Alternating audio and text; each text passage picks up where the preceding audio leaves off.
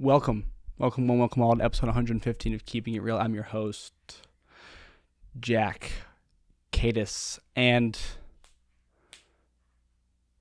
I really put this one off. Could have done it 2 hours ago, could have done it 3 or 4 hours ago, but we're doing it now. This one is dedicated to my mom, whomst really wants to see me succeed, and I'm grateful for that. I have not much to say this episode. It might be boring. It might be entertaining. I don't really care. I kind of just... I'm kind of just locked in on talking into the microphone for 1 hour. So let's see what comes out.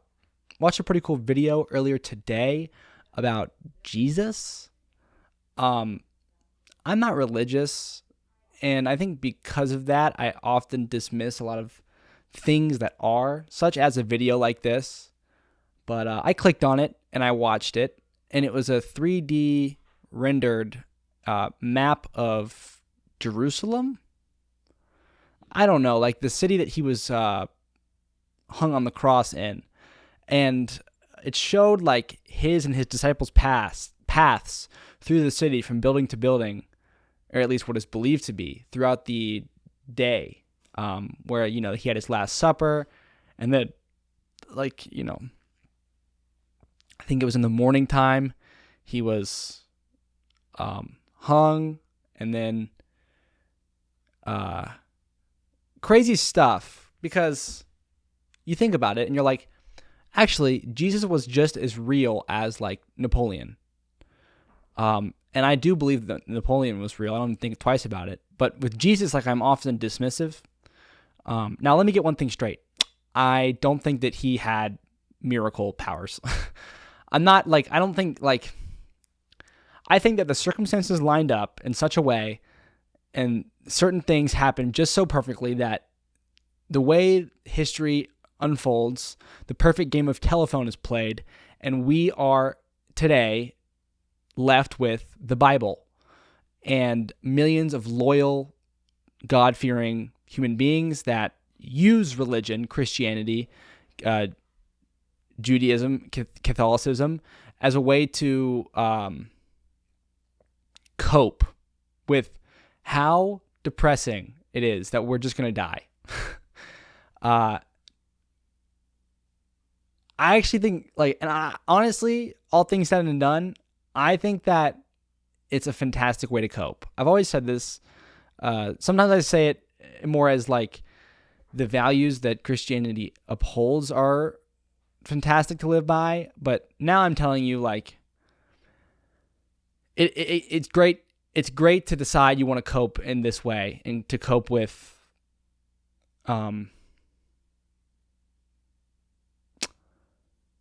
life by deciding to uphold good values for the most part. It gets a little bit weird sometimes where you're not supposed to be gay and stuff. You could be gay actually, but I still think that as human beings we should abstain from lust. I think that sexual pleasure is slightly dehumanizing. I don't know if that's just me running away from it. Maybe it's a whole different kind of conversation. But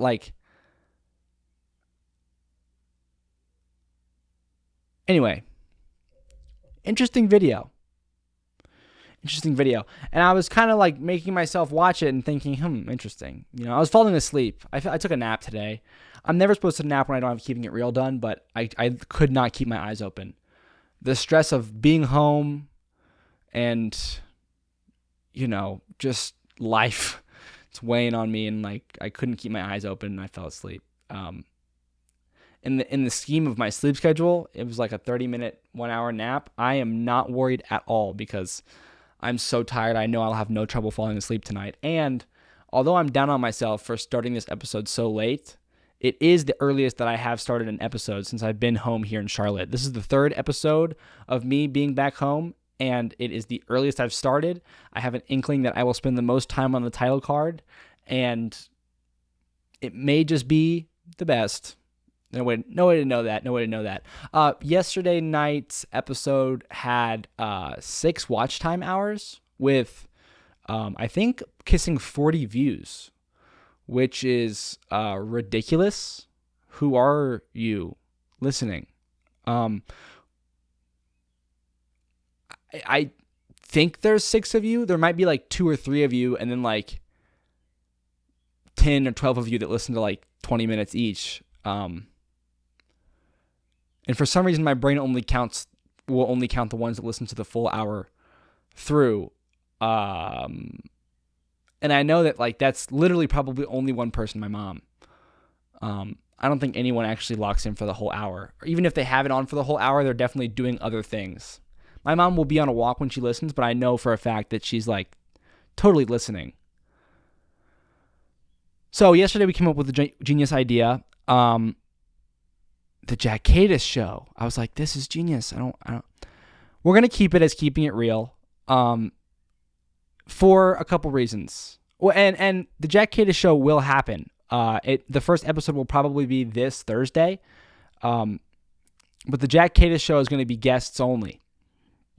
And keeping it real is going to be solo only. They're still going to be uploaded to the same channels. I'm not going to make different channels. I might make separate channels, to upload them. But, I'm not sure. Like, I think it's tempting to make multiple channels right now because, like, you see the numbers and you think, well, what if I had 2 channels? But this is what I want to talk about here. I feel like I'm in a slump right now as it comes to motivation to do this. And I think that slump originated around the hype and the excitement of 100 episodes. I think it carried through the 90s, episode 90 to 99, and even after 100 through 100 and 110, where I was just like really like hyped up on like that number, and like you've heard me say it. I was kind of like forcing myself to recognize and congratulate my and commemorate my achievement, and that's great and all, but I have to say I feel like it has left me in a bit of a slump as that milestone wears off and it sort of starts to fade into the past. We're now on episode 115, and I kind of just feel like, I don't know, I kind of feel that feeling that I felt around the 60s and 70s, like, I don't even know what I want to talk about. Like what is there to even talk about? And that's what it's all about. Just letting you know. We're pushing through it regardless. I don't know what pushing through it, I guess right now it looks like right now, but I couldn't tell you, I couldn't tell you the future, but just something worth noting and worth saying. It's interesting to note, right? It's interesting to note. So, I have a couple things on my mind. My mind feels very blank right now. It feels like I'm not really in it. It feels like I kind of just like, which is nice to be able to say out loud because I think I find myself in this state a lot, but never before have I had something like this to sort of attach to. Like I should really, my goal for, I'm like scared to say this. I'm going to sign up for school, I think, because, Jersey Mike's, this podcast, me on the internet and such has really like helped me live better. This is kind of like how I cope, right? You have people that are religious and they say he died for my sins. Well, Jersey Mike's allows me to work. And that is why I'm able to push to be better. it's a shame. I think a lot of homeless people find themselves in this cycle, and these drug abusers where they can never get a grip on anything. And there's been stretches in my life where I let go of everything, and when you do let go of everything, it's hard to grab onto something again. Sometimes it feels like everything is really slippery, and if you just keep trying, it's like climbing a set of stairs wrapped in latex and coated with dish soap. It's disheartening because you wonder if it's even possible. But if you can just get up that first flight, even that first step, tomorrow's a big day for me. Tomorrow I have a lot going on. I was supposed to work at the car wash all day today. Didn't, stayed up too late doing this stuff yesterday night. When I say stayed up too late doing this stuff, I put it off for so long, and then it's late, So it wasn't like I actually stayed up grinding this stuff. It was more like I stayed up procrastinating this stuff. But, there's that reminder that you can compare those two things, but maybe you should also compare staying up procrastinating this stuff and then staying up without procrastinating this stuff. Because there was a time where I didn't have anything to cling to, and I would stay up and it wouldn't even be like it wouldn't even matter. I'd be staying up, but I didn't actually even care. It was I was staying up just because, and I would go to sleep just because, I had no, why. So, progress, I guess.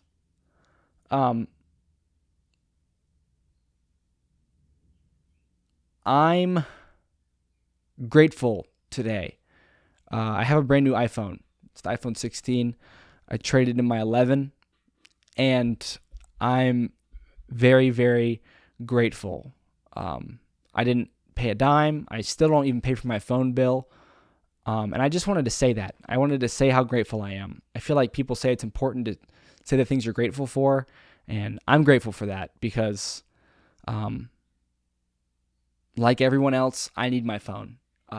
In this moment of gratitude, I want to discuss sort of a thought process that I've set in motion since this phone has woken up and unlocked.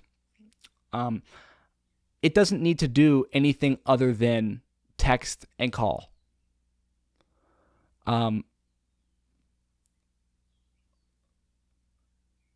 That means a lot of things, I feel.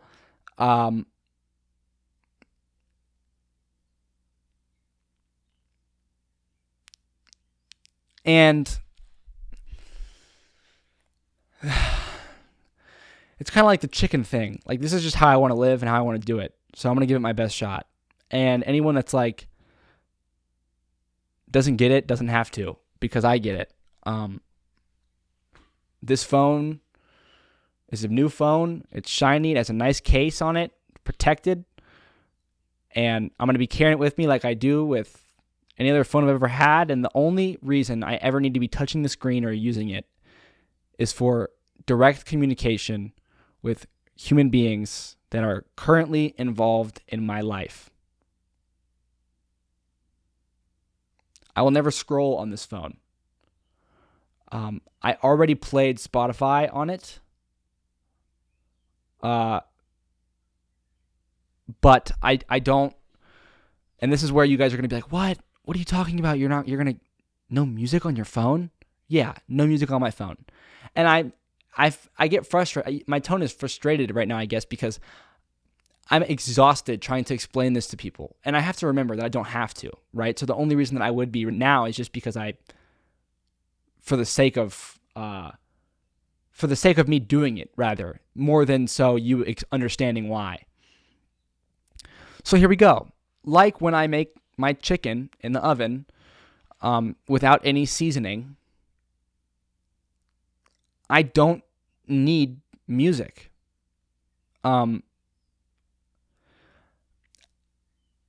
I find, and listen, you got to understand. I don't care if you understand, but this is how I rock, how I roll, and this is what I think is best going to help me hold on to what I'm clinging to, and furthermore, grab the next rung in the ladder.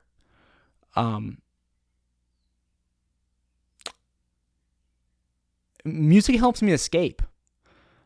You've heard me freestyle, you've heard me sing.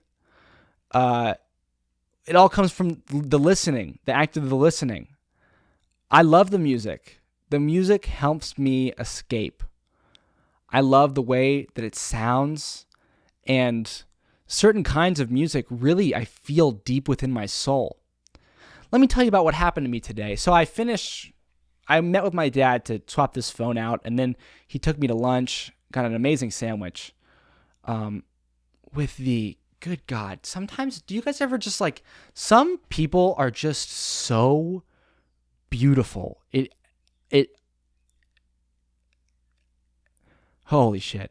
It actually like leaves you unable to speak. Anyway, it was the lady at the deli. So, eat the sandwich, drop dad back off at work. And I'm in my hometown. I'm feeling weird, feeling funky. So like, I'm like, I'm not on Google Maps because I'm like, I know how to get home. And the way I'm going home, I'm like, you know what? We're turning in here. And I turned into a spot that I always used to go hang out with friends at. Just this little bench in the woods. And I parked the car. It's funny because I go downtown in Raleigh sometimes. I don't drink, but I go downtown in Raleigh sometimes. And I feel drunk when I'm around the clubs and the people and the music. I notice myself like stumbling and doing things that I thought were things that I only did because I was drunk, but now realize that actually aren't exclusive to just drinking. They may actually be in relation to being surrounded by lots of people. Maybe drinking, it doesn't even play, like it's not the 100%er. Like it's just a factor. And driving home and, going on these certain roads and thinking about certain times, the steering wheel just kind of like took me to this park bench, and I got out of the car and I walked down there. And I want to say, before I even tell you what it was like being down there, I felt like I was in my old car. And I felt like that excitement that I used to feel before I would go and get stoned with the boys. And I don't even think it was 100% the weed that got me excited. Like, it was really, honestly, like just a factor. Another factor was like seeing friends. I would go there, I would make friends there, right? Like throughout the years that a lot of kids heard about and would utilize that park bench in the woods. And like, I always found a certain sense of joy when it came to people in that area. Like I'd love to just, it was kind of like I could let go and interact, and I have more to say about interacting. I feel like I'm becoming my dad. I had a crazy day today. I want to talk to you. Don't let me forget about what it was like. He gave me a tour of his office, and just also kind of how I've been speaking to people in public lately, especially since I've been home in Charlotte. But anyway, I walked down there, and of course I was like, what if there's some high schoolers up here that like are doing what I used to do? Every time I go back there and check that place out, I'm always wondering that. But there never is. And I remember feeling like that same, like, sort of like, it's whatever feeling that like I used to feel back when I was in high school, going there when like none of my, like sometimes I would feel alone. Like I would have no one to hang out with, but I would just go there hoping that someone would be there. And sometimes there wouldn't be someone. And I just kind of go like, whatever, no one's here.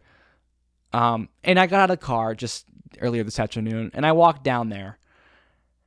And it was just how I left it. It was a little bit weird. I felt like everything, at least the particular sidewalk with the two railings leading down to the woods, that felt a bit smaller. And so did the whole area when I kind of like let my eyes settle on anything for like a little bit long. And I don't know if it was really like actually smaller in size or just smaller in comparison to the memory. I feel like my memory makes it big, if you can relate to that.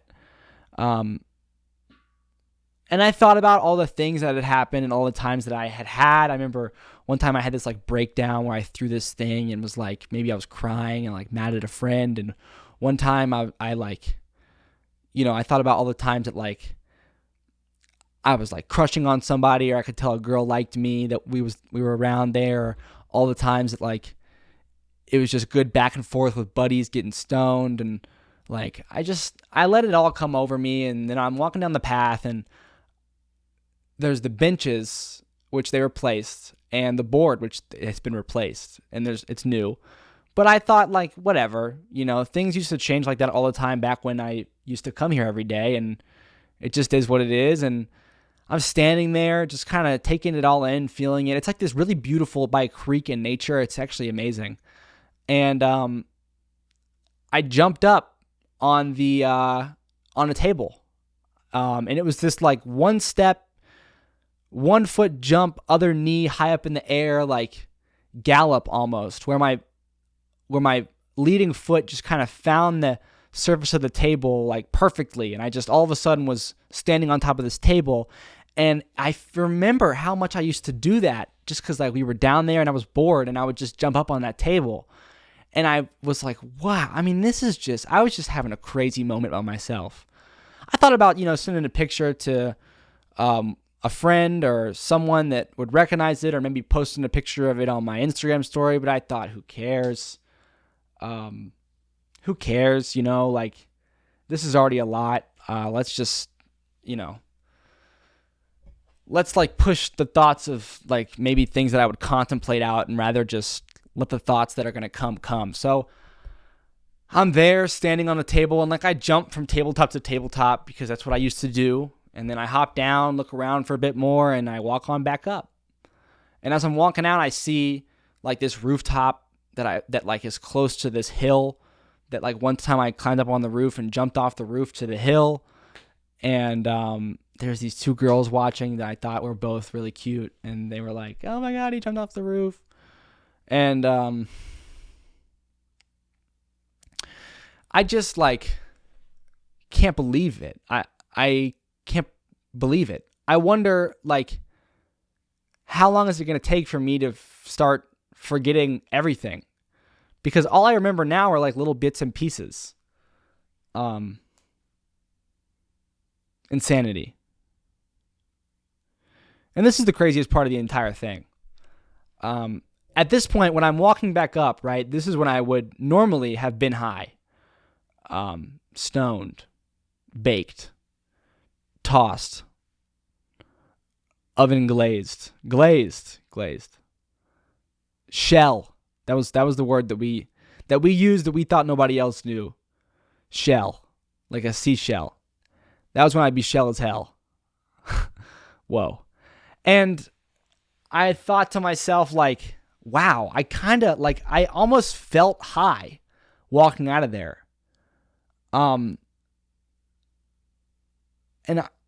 I don't even know like how to begin to describe or explain it, but like it was like I was stoned, and it felt great.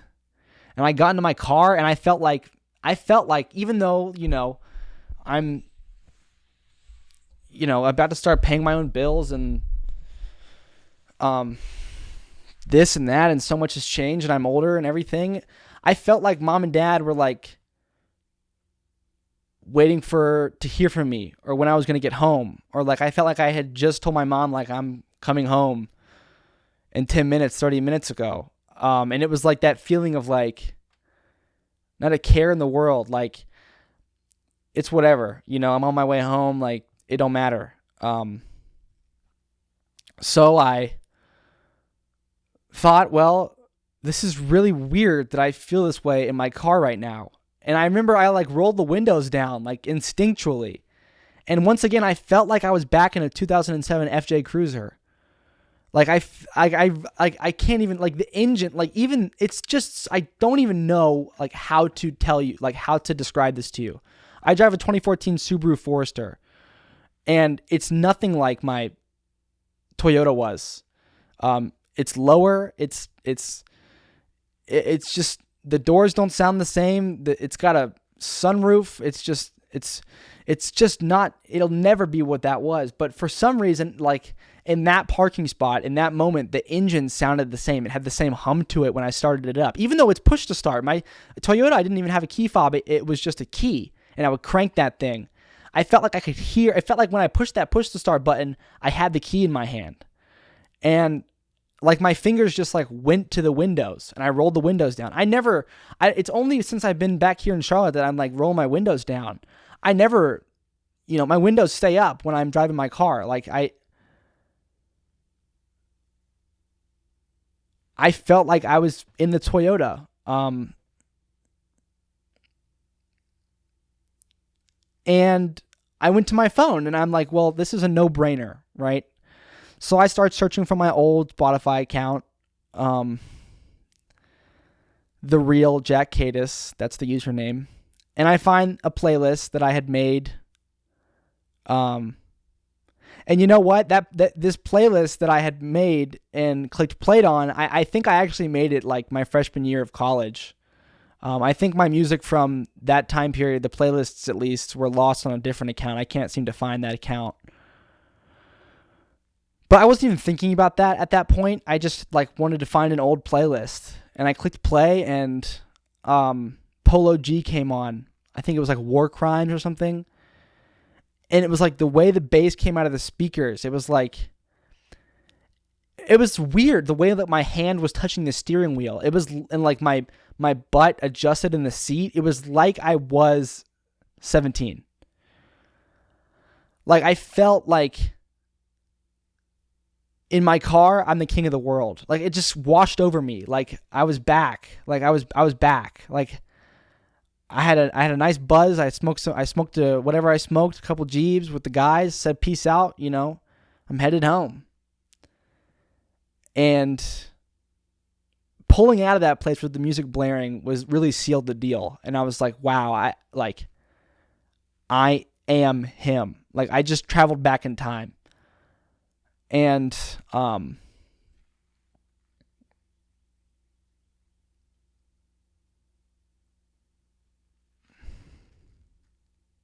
that's that.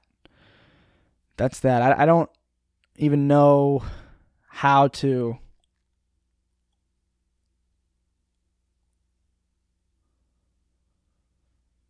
feel about it.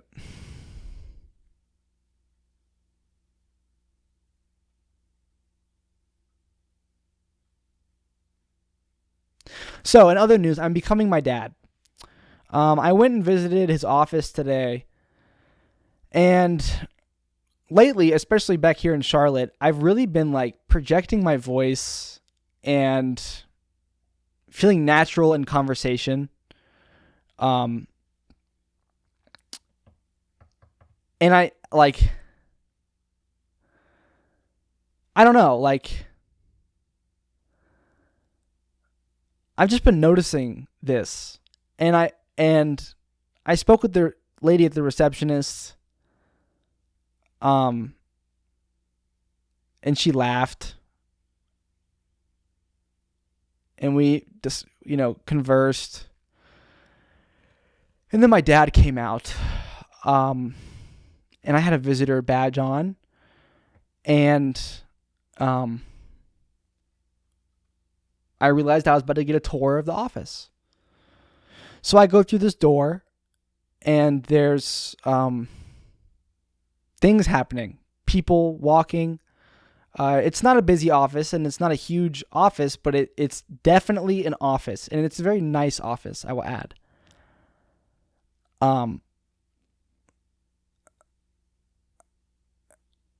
people are working, adults, and one after the other, I just start to get introduced to people.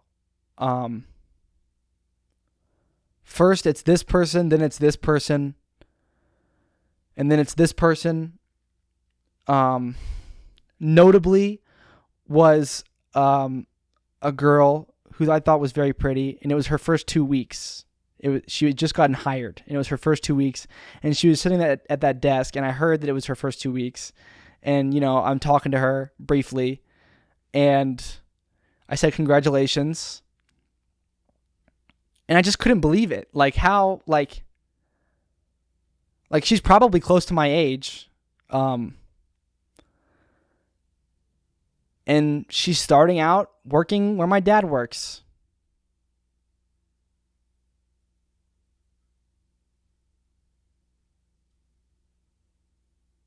I think I thought she was pretty because of that. Pretty subjective, man.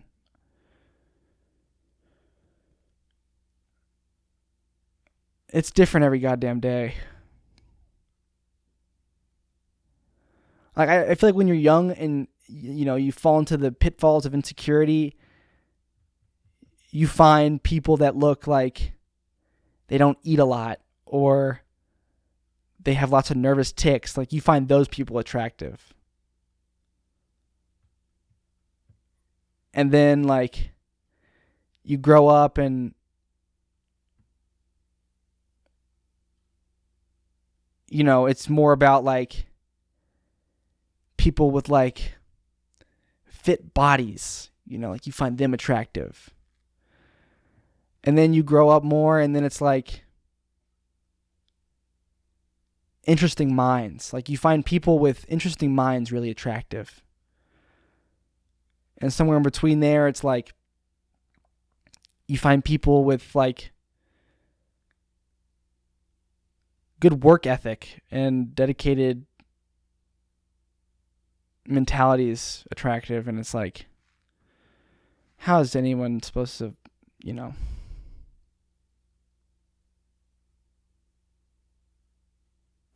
I got to put myself out there more, man.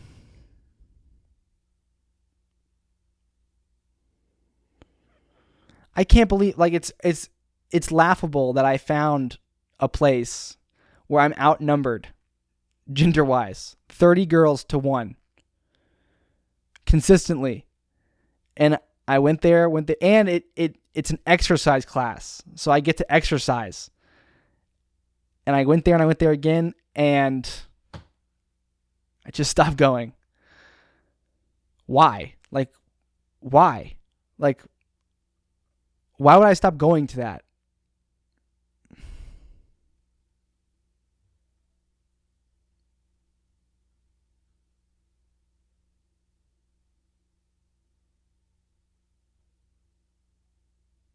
I need to go back to that.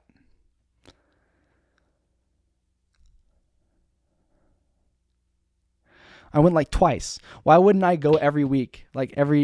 Dude, why wouldn't I go like every day? Like that.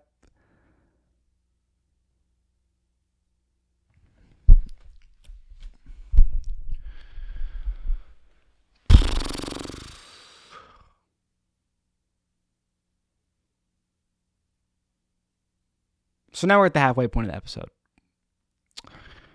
And past couple episodes in mind, this is where I'd start talking about.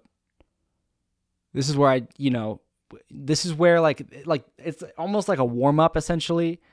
And then now you kind of start to really practice keeping it real. And practice, if you want to get good at the game that you play, you have to practice at game speed. And game speed is what you make of it. Where do you want to be? You want to make it to the MLS, or you want to just play in college. You might not even want to go to college. Or regardless of where you want to end up, it might matter to you the effort you put in now, regardless. Game speed for me looks like keeping it real. It looks like sheer honesty. It looks like not holding anything back and just being as open as humanly possible. So, let's rip it.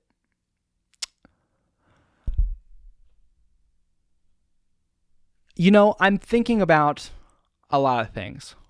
I feel so ridiculous. Like I say, let's rip it, and then I just can't. I just can't seem to start talking about this stuff. It is so hard for some reason, but it's not. So we can recount like the entirety of this girl that I may no longer be seeing anymore. It seems like no. I asked her to reconsider, and for some reason I mentioned it to like mom and dad, and I said that I was embarrassed that I asked her to reconsider, but she asked me to reconsider initially. Look, this is what's going on. This is very much through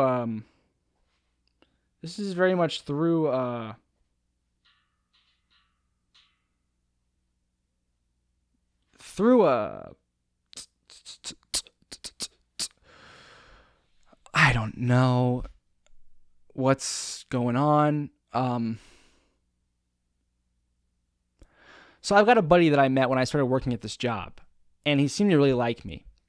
And I don't know why that was, but I was really trying to pay attention to why I cared so much about how I felt. I really cared a lot about how him taking interest in me made me feel. And I don't really know how to describe how it made me feel. I remember I tried to ignore it, and then I tried to understand it, and then I think I tried to accept it. And I think, I'm at this weird point in my life where I don't feel like I have what it takes to like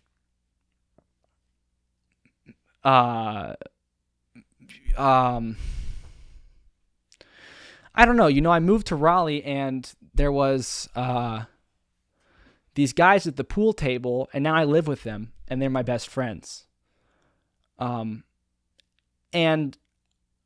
we talked about clinging on to things and how like coping with stuff and religion at the start of this episode.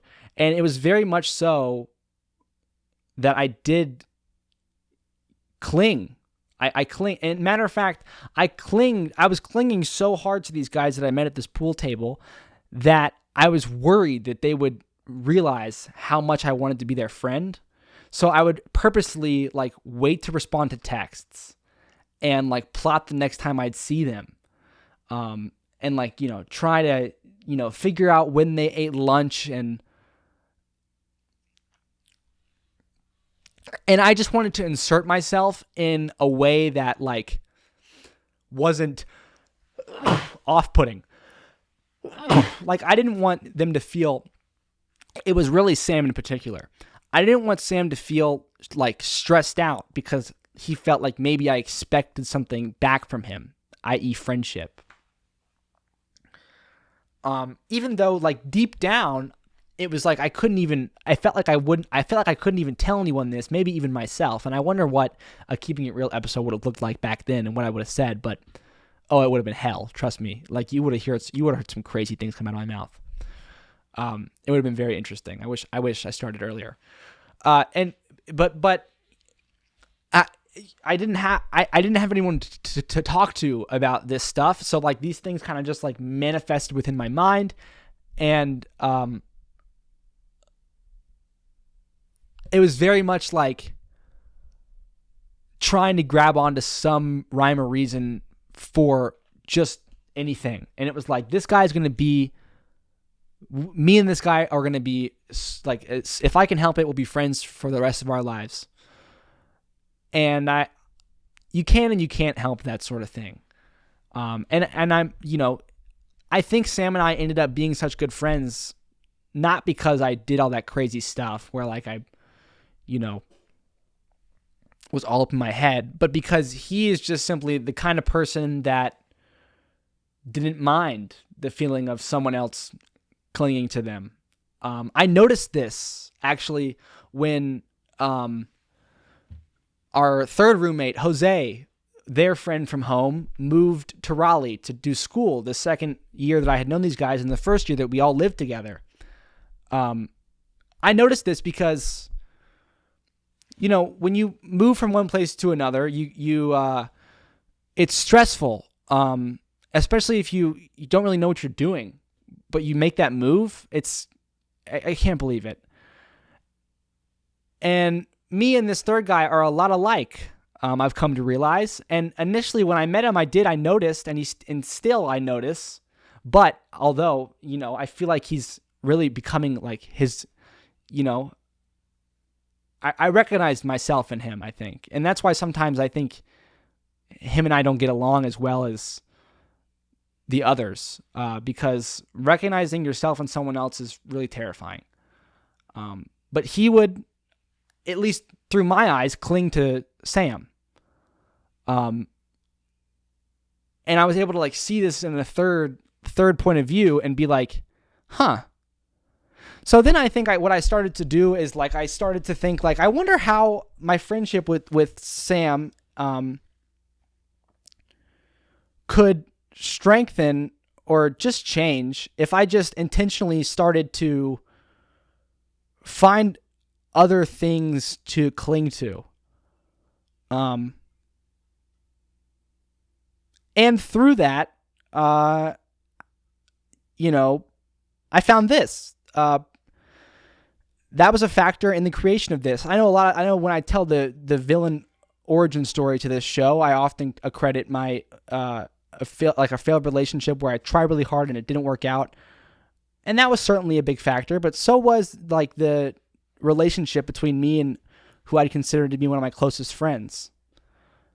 It's funny how everything's evolved, because when I first met him, he was talking more than his buddy, but I was still friends with his buddy, and it's weird because I focused more on Sam. And I realize now, after these 3 years, what that sort of resulted in, what that focus got me. And I realized that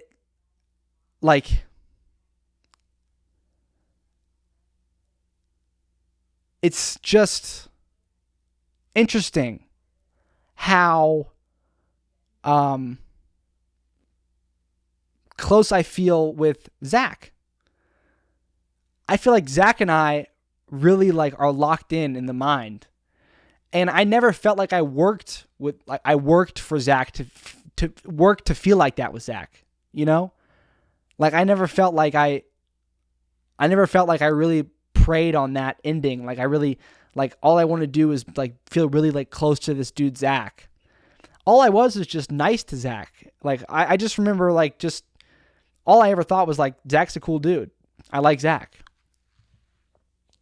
And then fast forward, we spend so much time together, go figure. And it's so funny. I compare that to how I feel with Sam, and it's the exact same.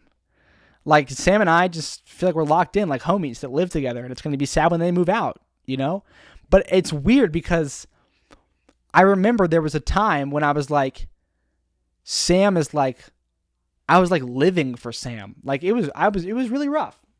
It was rough, And I feel like I've even told him this stuff, and who cares if I haven't?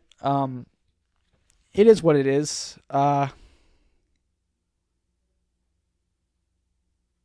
But now we're talking about getting this job. And when you get a job, all of a sudden there's all these new people in your life. And I felt that I noticed myself in one guy in particular. And I don't want to say when I'm talking about clinging to, right? When I'm talking about someone clinging to someone, I'm not saying that that's defines an entire personality. It's just a little aspect that I take note of, and I mean no offense by it or nothing wrong with it. It's just if I don't try and describe and explain, then nothing happens. So I have to say these things. It felt like this guy really needed someone that he felt was really cool. It felt like this guy really needed somebody that he felt was really it felt like this guy, and you know who you are, Pete. What's up? It felt like you were you really enjoyed the company of me, and I felt like that was because you thought that I had a lot of traits that you seeked or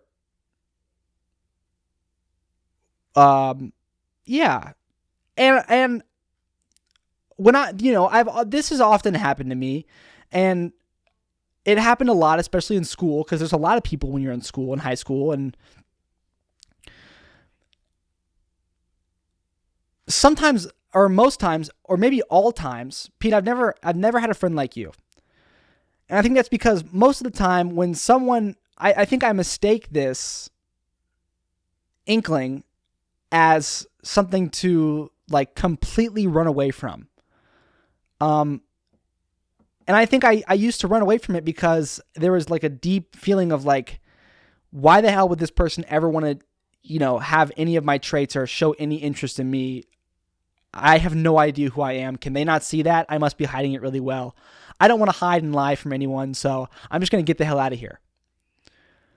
But with Pete, I was like, yo, I want to give you my AirPod Maxes because I love giving gifts, and I frankly think that you would enjoy and take a lot better care and use them much more and better than I did or ever could, especially as a gift from me. I felt like it would just be like, this is just a no-brainer.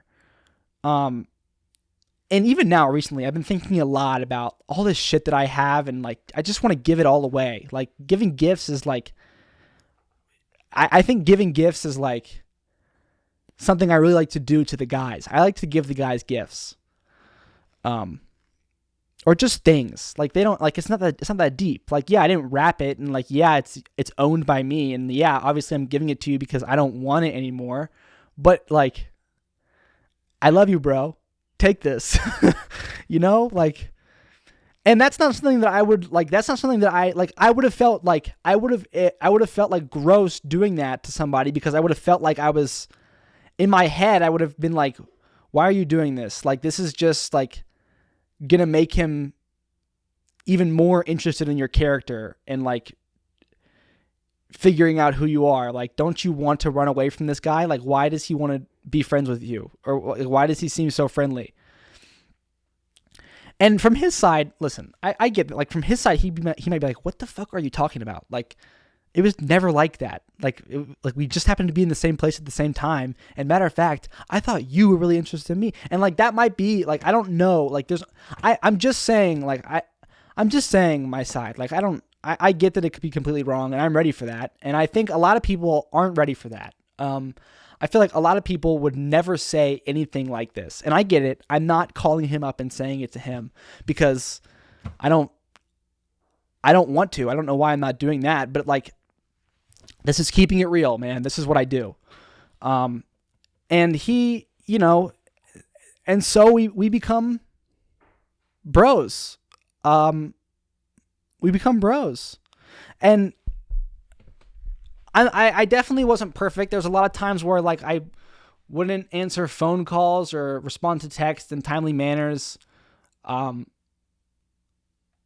I remember moments where third-party coworkers would tell us that we were like the same person. Like, oh, Jack and Pete are working the shift together. It's like they're the same person. Or like Pete, like I'd be working and he wouldn't be, and then they'd be like, dude, you're just like Pete. And I'd be like, that's so interesting. Like, how did that happen? Furthermore, I really admire Pete as a person. He has a lot of traits that I want.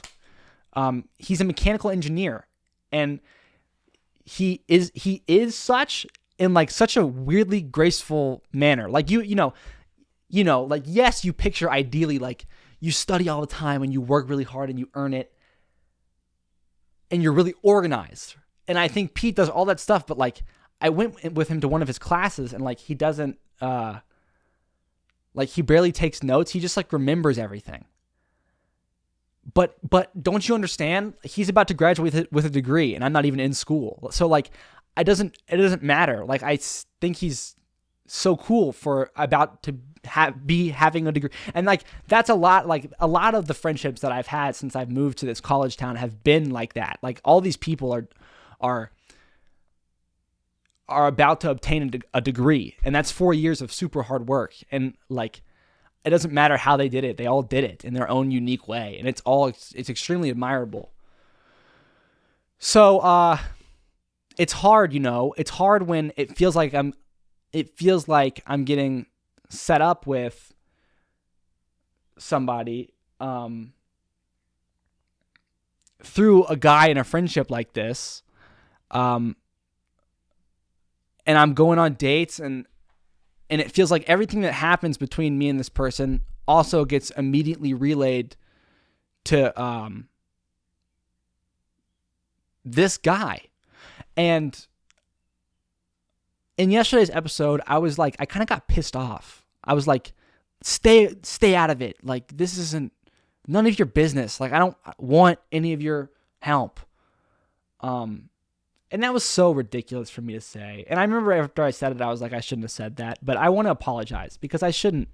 That's not like it's conceited in it's, I don't know, narcissist. I don't know what it is, but that's not really for me to say. Like that's not really, I don't get to really tell you that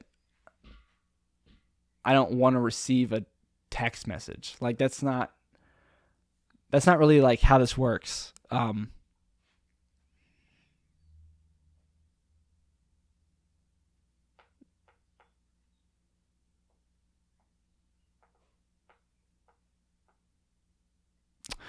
So, I'm sorry. I'm starting to understand,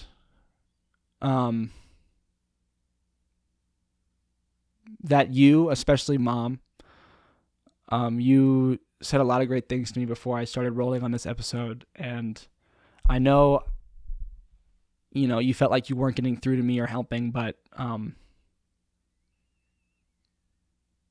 you know it's best.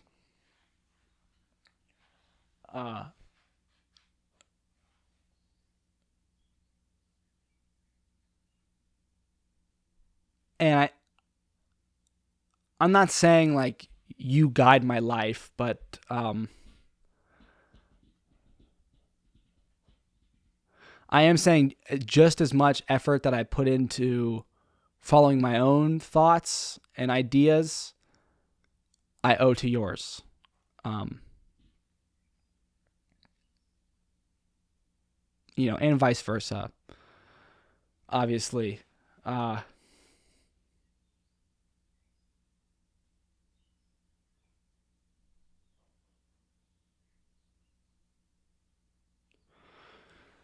So, realistically, honestly, I have expectations for what's about to go down over the next 24, 48 hours. And that is, I don't think that I'm going to be, I doubt that I'm going to get a call or a text from this girl. And I feel like that's the right thing to happen. Or at least that's just kind of what I'm telling myself. Whatever happens is the right thing to happen. So maybe I don't know what's going to happen. I don't know what's going to happen, but whatever it does happen is the right thing to happen. I'm not biting my nails, or worried at all. I'm kind of just chilling, really.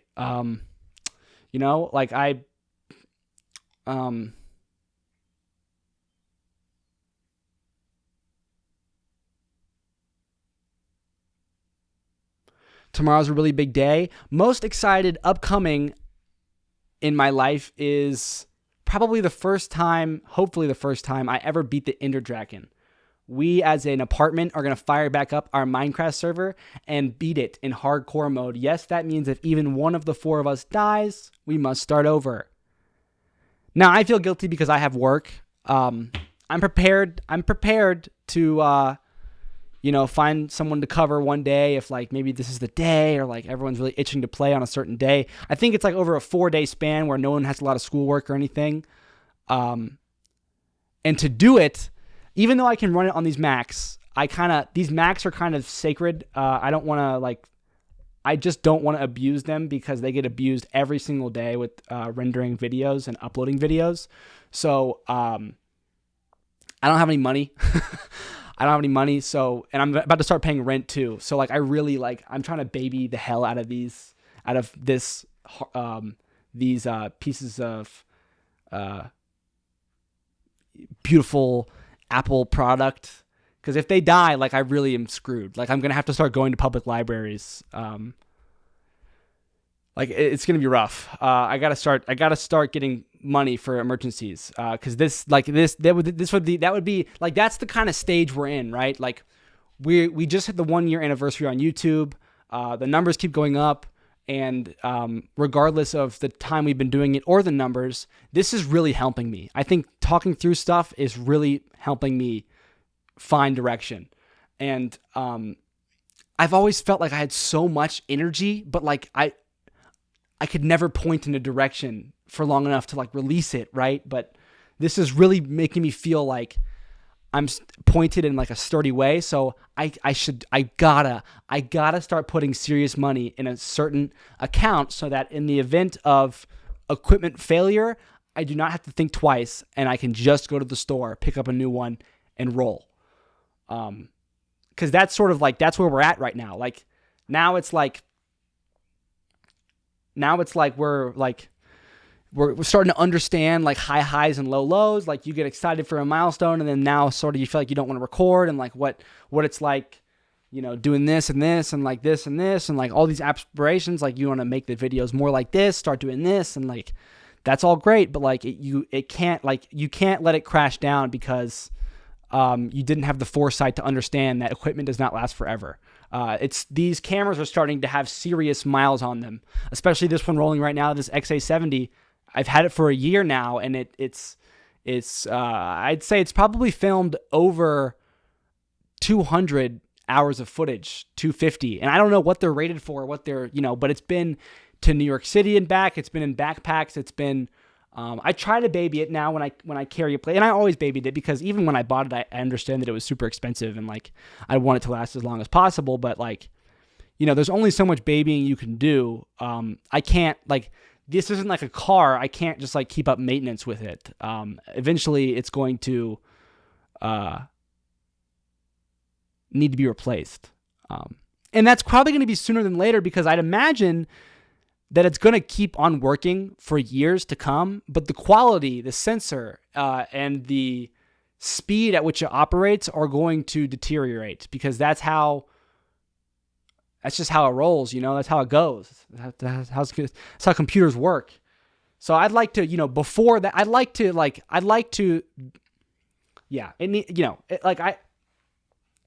it's like, in an active and thriving business, equipment gets replaced before it actually dies. You know, like I don't actually want to go down to a nail biter here where it's like I make the last dollar needed in my savings account is deposited to purchase one right the day it dies. Like, no. I want to have this money in this option and preferably the replacement long before the day of reckoning comes where like, and you know, there's always accidents, right? Like I could always drop one of these cameras and they could just break. I keep forgetting that they don't have like rugged cases on them. I've never dropped them before. This one right here, it's not in frame. It is $6,000 total. The body is $3,000 and the lens is $3,000. Like, and if I broke it, it would break. If I dropped it, it would break instantly. You know what I'm saying? And like, you know, I need to start thinking about the operational costs of what I'm doing and how I'm not making any money doing it. So now it's kind of like I'm funding this with this, and I have to think about like how that makes sense in the grand scheme of things. Yeah, I actually caught the last two episodes. I'm not sure if you noticed, but I didn't even realize they were over until we went over yesterday and the day before. We went over on accident. And today I caught it just before we went over. So this is the end of the episode. I'll see you tomorrow. Peace.